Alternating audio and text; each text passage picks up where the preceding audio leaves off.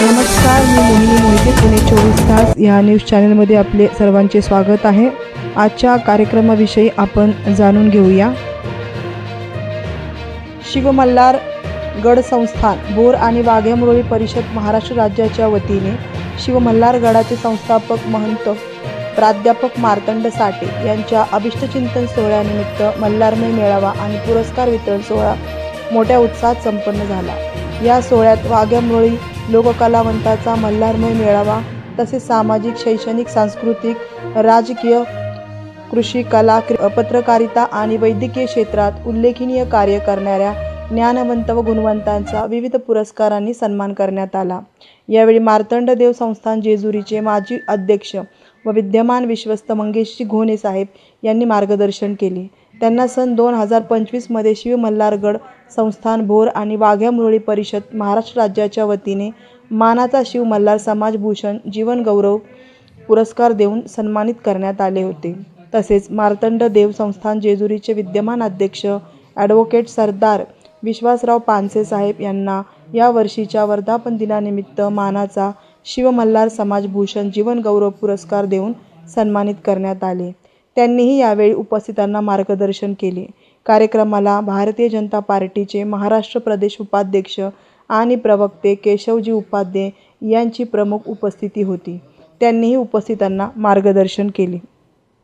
यावेळी विविध क्षेत्रातील मान्यवरांना त्यांच्या कार्याची दखल घेत पुरस्कार देऊन गौरवण्यात आले।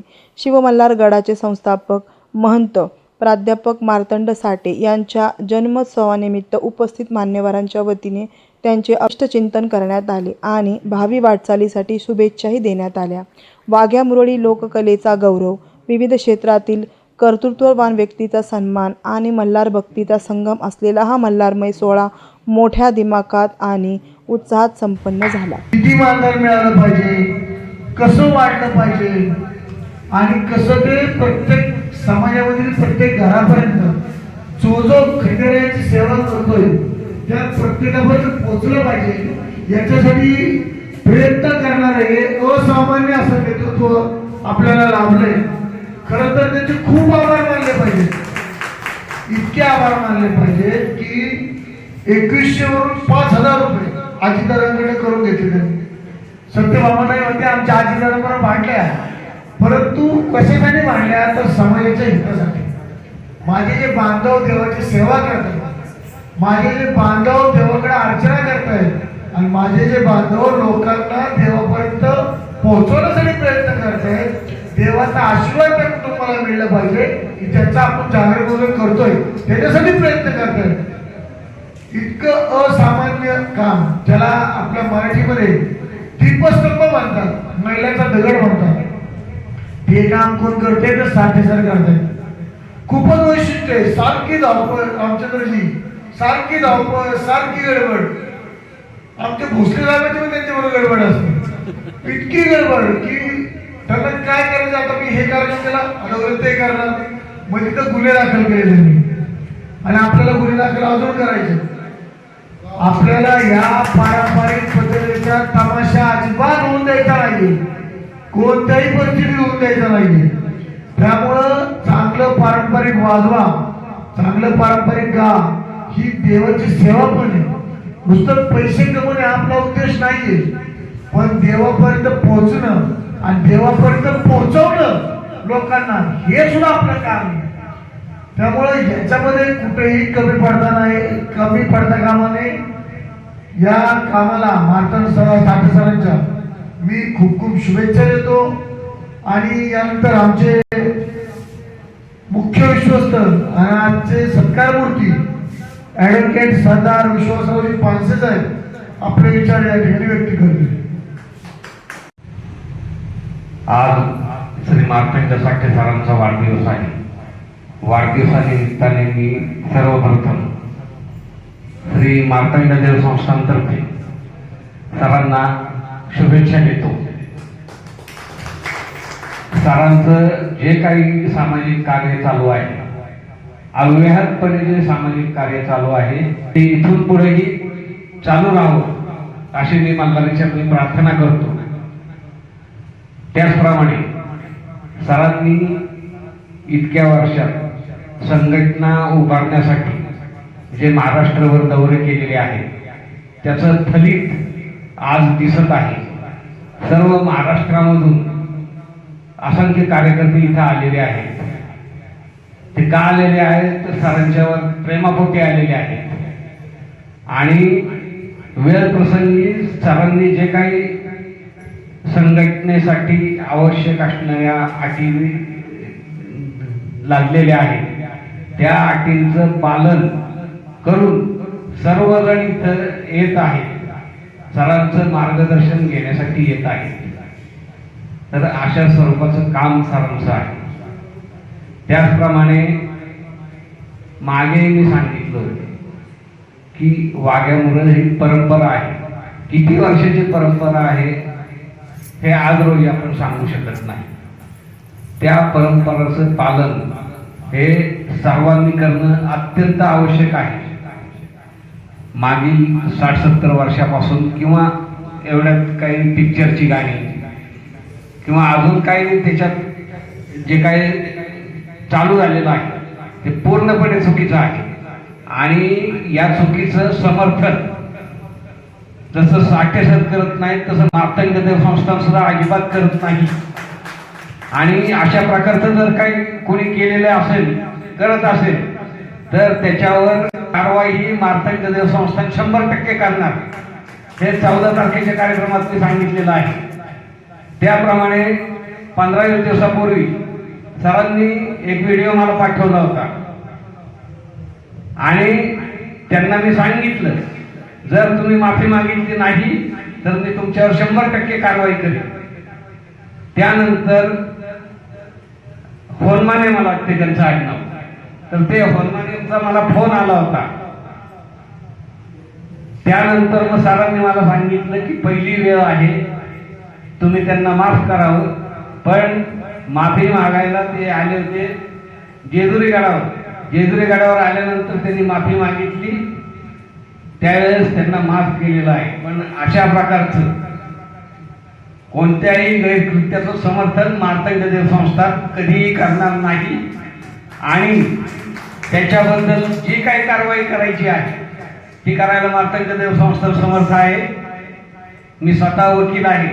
वकील असल्यामुळं सर्व कायदेशीर बाबींची पूर्तता 100% होईल आणि शिक्षा सुद्धा केली जाईल याची सर्वांनी जाणीव पण ठेवावी. जे काही पारंपरिक करायचं आहे चौक सोडून कोणी काही करू नये. पारंपरिक वाद्याचा वापरच करावा. इतर पिक्चरची गाणी इतर कोणतेही गैरकृत्य करू नयेत हे मी सांगतो. त्याचप्रमाणे ही तुमची कला आहे. त्या कलेच्या जीवावर आज सत्यभामा ताईंना डॉक्टरेट मिळाली. परदेशात जाऊन त्यांनी कार्यक्रम केले. मागच्या कार्यक्रमात त्यांनी सांगितलं की शिकण्यासाठी काय काय करायला लागले, किती कष्ट करायला लागले. तर ते कष्ट करायची तयारी आजच्या तरुण सगळ्या कलाकारांनी ठेवायला पाहिजे. आज कलेचा सन्मान शासन करतंय. तुम्हाला वेगवेगळ्या देशात जाऊन कार्यक्रम करायची संधी मिळते. तर अशी चांगली कला सगळ्यांनी सादर करावी. तर एका अर्थाने आपण इतिहास बघितला वाघ्यामुरळीचा तर समाज, देव, देश यासाठी ज्यांनी वाहून घेतलंय, जे खंडोबाचा प्रसार करण्यासाठी, देवाचा प्रसार करण्यासाठी, विचार पुढे नेण्यासाठी वाघ्यामुरळी म्हणजे निष्ठा, खंडोबाप्रती असलेली निष्ठा, वाघ्यामुरळी म्हणजे विश्वास, वाघ्यामुरळी म्हणजे त्याग. कारण सगळ्या त्यागाचंच आयुष्य आहे सगळं वाघ्यामुरळी. आणि अशा प्रकारे एका अर्थाने वाहून ज्यांनी आयुष्य घेतलंय देव देश धर्मासाठी, अशांचा सत्कार मला करायला मिळतोय. कारण एका अर्थाने मला असं वाटून गेलं की आपणही एका अर्थाने एका विचारासाठी वाहून घेतलंय आणि म्हणून वाहून घेतलं असल्यामुळेच कदाचित आपल्याला खंडोबारायांनी बुद्धी दिली असावी म्हणताना की या कार्यक्रमाला आपण आलं पाहिजे. आणि तुम्ही जरी म्हणत की शिवरात्रीला सत्कार वगैरे, माझा सत्कार झाला. मगाशी मी चर्चा करत होतो महंतांशी, त्यांनी अनेक गोष्टी सांगितल्या, काही मागण्या सांगितल्या. खरंय का 5,000 रुपये मानधन मिळतंय, ते सातत्याने मिळत नाही, त्याला वेळ जातो, बरोबर, ते नियमित मिळालं पाहिजे. वयाची अट थोडी पुढे मागे केली पाहिजे, विशेषतः महिलांसाठी. त्याचबरोबर जी 60,000 उत्पन्नाची मर्यादा आहे ती पण थोडी पुढे केली पाहिजे, कारण 60,000चं उत्पन्न दाखलाच तहसीलदार देत नाही. तुमच्या या सगळ्या मागण्या 100% योग्य आहेत. कारण वाघ्या मुरळीने एका अर्थाने या देशाची संस्कृती जपण्याचं काम केलं. थोडा आपण इतिहास काढून बघू. इतिहासात हे आपल्याला कळतं की वर्षानुवर्ष देवदेशाचा प्रसार जर कोणी केला असेल, ती परंपरा पुढे चालवली असेल, तर ती वाघ्या मुरळीने केली आहे. आज हा देशाची सांस्कृतिक परंपरा जपण्याचं काम वाघ्या मुरळी समाजाने केलंय. आणि त्यामुळे या वाघ्या मुरळींचा सन्मान या सरकारमध्ये व्हायलाच हवा, याबद्दल दुमत असण्याचं कारण नाही. त्यामुळे तुमच्या मगाशी म्हणाले की आमच्या पाठीशी उभं राहायला पाहिजे, म्हणजे त्याची तुम्ही काळजी करू नका. समाजामध्ये जो सगळ्यात शेवटच्या, म्हणजे मुळात या सरकारचं धोरणच आहे की समाजामध्ये शेवटच्या घटकावरती जो उभा आहे, जो वंचित आहे, जो शोषित आहे, जो पीडित आहे, त्याच्या विकासासाठी, त्याला वरती आणण्यासाठी प्रयत्न करणं हीच या सरकारची भूमिका होती, आहे. आणि म्हणून तुमच्या ज्या मागण्या, त्या मागण्या पूर्ण करण्यासाठी जे समर्थन, जे सहकार्य माझ्याकडून लागेल, महंतजी मी तुम्हाला सांगतो, ते 100% मी तुम्हाला ते करणार. आणि अतिशय जेन्युइन मागण्या आहेत, त्यात कुठलीच मागणी आहे तुमची वेगळी नाही, काही दुसरी मागणी नाही. पण त्यावर आणखीन एक मला इथे जरूर सांगायचं, मागण्या होत राहतील. मग आणखीन एक विषय आला, वर्गवारी सध्या सुरू आहे, त्याच्यामध्ये काही मतभेद आहेत. माझं म्हणणं हे सगळं होत राहील, संवाद नाही मार्ग निघतील, तो काही मला अडचणीचा मुद्दा वाटत नाही. पण सगळ्यात महत्वाचा मुद्दा मला असं वाटतो की आपल्या समाजातला प्रत्येक तरुण, प्रत्येक मुलगा व्यवस्थित शिकतोय ना, याची जबाबदारी ही मात्र आपल्यालाच घ्यावी लागेल. म्हणजे कला संस्कृती जपलंच पाहिजे, परंपरा जपली पाहिजे, त्याबद्दल तुमच्याबद्दल अभिमान आहे. पण त्याचबरोबर आता प्रत्येक समाज घटक जागृत होतोय, शिक्षणाची आज पुढे घेऊन जातोय, नव्या पद्धतीचा स्किल शिकतोय. आज वाघ्या मुरळीतल्या समाजातल्या प्रत्येकाने सुद्धा ही भूमिका आखली पाहिजे. मग अशी आणखीन एक मुद्दा आला की सरकारकडे समर्थन हवंय, की ते किती स्टेजवरती 2 मुरळी असाव्यात, किती असाव्यात, खरं म्हणजे तो तुमचा अधिकार आहे, तुमचा विषय. कारण तो महंतांचा विषय, तो ज्ञानी व्यक्तींचा विषय, कशा पद्धतीने हे सगळं झालं पाहिजे त्याच्यामध्ये सरकार काहीच करू शकत नाही किंवा सरकारची भूमिका असू शकत नाही. पण तुम्ही घेतलेला जो निर्णय असेल त्याला समर्थन करण्याचं काम मात्र सरकार नक्की करेल.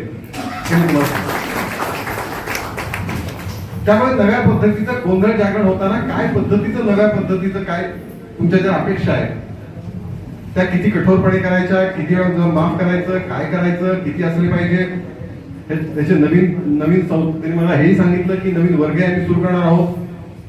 हे सगळं करा, त्याला नक्की पाठिंबा आहे. या निमित्ताने पुन्हा एकदा सगळ्यांना शुभेच्छा देतो.